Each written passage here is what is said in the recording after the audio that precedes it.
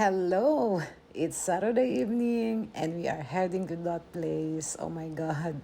It's a tattoo and ear piercing studio where me and my daughter will get a Helix ear piercings. It's actually my first time to have it done and I'm a little bit nervous but excited at the same time. Of course, I've shared on my Instagram my previous piercings. The third piercing on my left earlobe and second piercing on my right. I'm going to show you a photo of that pose as well. Now, they were done by gun piercing and they were quick, healed on time without issues. That feeling and experience made me decide to have a Helix piercing, but this time it's going to be different because a needle will do it. It's the cartilage that's already involved, right? So join me and let's see if it's going to be painful.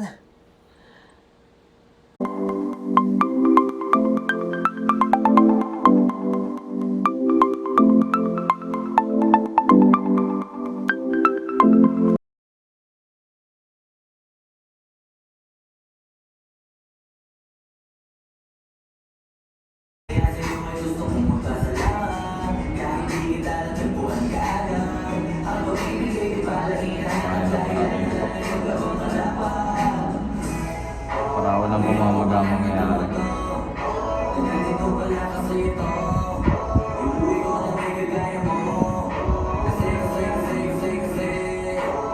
Game na po. 1, 2,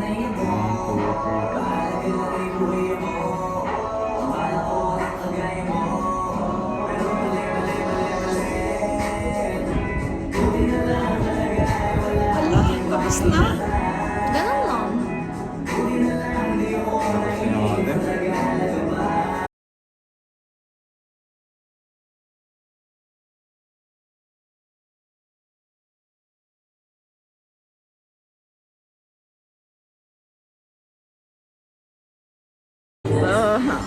Markan lang po natin.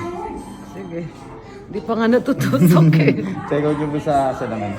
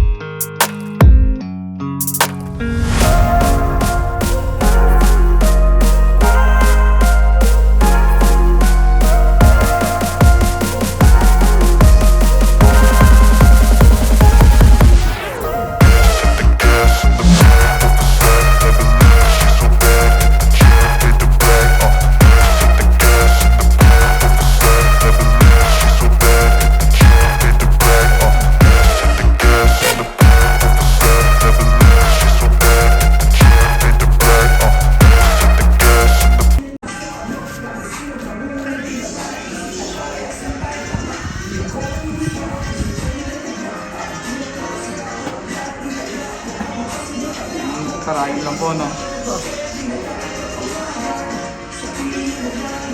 Bali po yung ano, pag...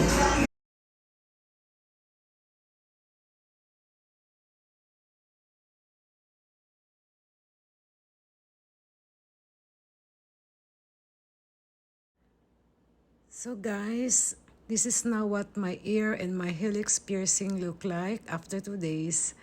Inflamed and somewhat swollen. It's still a bit painful, so I'm taking a pain reliever. I've searched that it can take a long time before this heals, but I'm hoping that the pain will go away soon.